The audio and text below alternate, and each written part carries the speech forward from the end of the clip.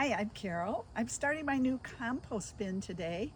I'm replacing an old one and kind of upgrading. And I've heard so many people say they know why we should compost, but they just don't know how to start. So I'm starting one and inviting you to watch. This compost bin is an upgrade from this one, which has no door, no lid. It's just a holding bin. This one has a lid. All right, I bought it online and I've upgraded it with a lid and a door.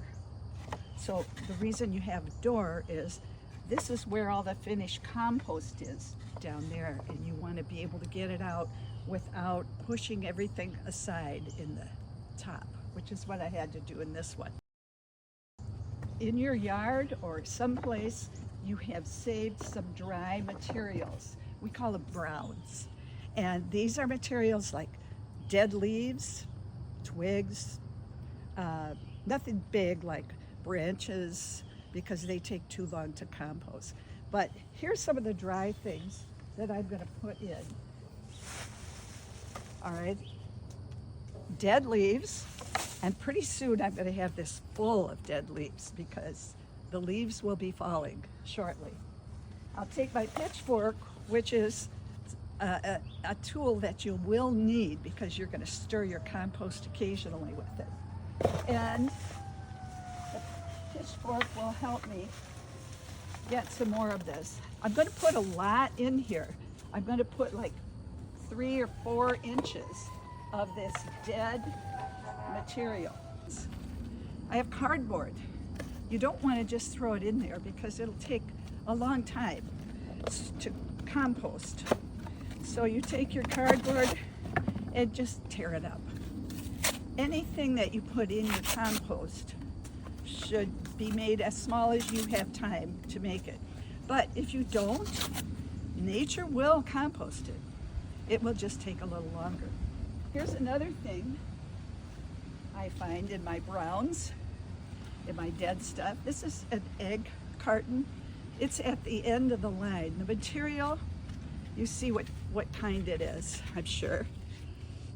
Hi, Michelle. Hi. Michelle is here helping me today. Yes. And so when you say the end of the line, what do you mean by that? well, paper is recycled, and then the new paper is recycled, and then the new paper is recycled. And when you get to where the fibers are so short that it can no longer be recycled and hold together as paper, they do make these egg cartons out of them because they press it into molds, I think. And these are great browns for your compost. The next thing is your greens. And I know this isn't green, but it's counted as a green because it has nitrogen in, just like these greens do. These greens are still moist. They're not completely dead. So that would be the next thing to go in. And then your kitchen food scraps. So you'll see this one big red pepper.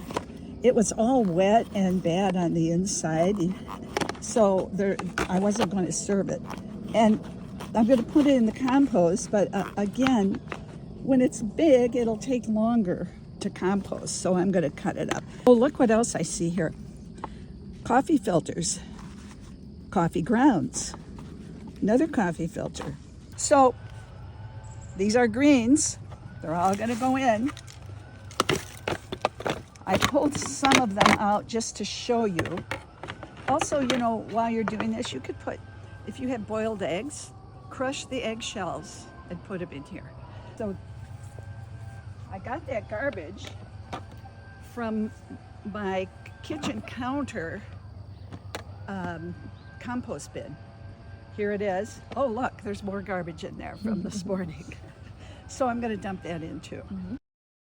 Okay, now we put another layer of browns, dry.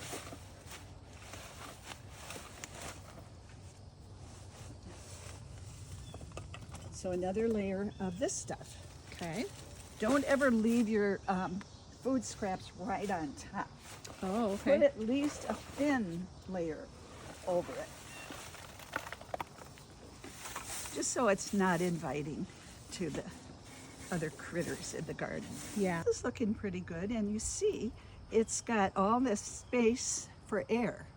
And that's because in order to decompose, all this stuff has attracted different kinds of microorganisms, like fungus. That's why I wore my shirt, so I would remember to talk about fungus and bacteria, virus, all kinds of things that like to help decompose your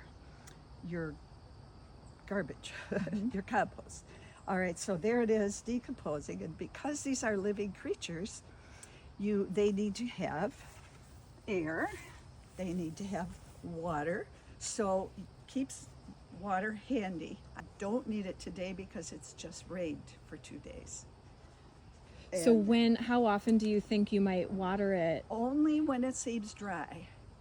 And in my first compost bin, which we had for like 15 years, I don't think I watered it more than twice. Wow. It was always wet enough. It should feel like a wet sponge that you have squeezed out, and it's still damp, but not dripping wet. You never want it that way. So if you look at it, you feel it, and it feels dry, then spray it. Okay. Just give it a good spray. And what happens if you don't spray it? Are we gonna mess everything up and it's never gonna work? You can't. Okay, you can't mess it up. Mother Nature is always going to decompose Okay. any organisms, organic material that you had in there. It's just, it goes faster if you give the organisms, the microorganisms, what they need.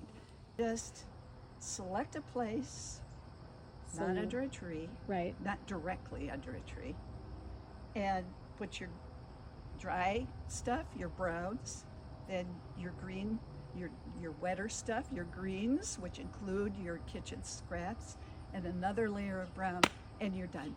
You're started. Easy peasy. Easy. Thank you. You're welcome.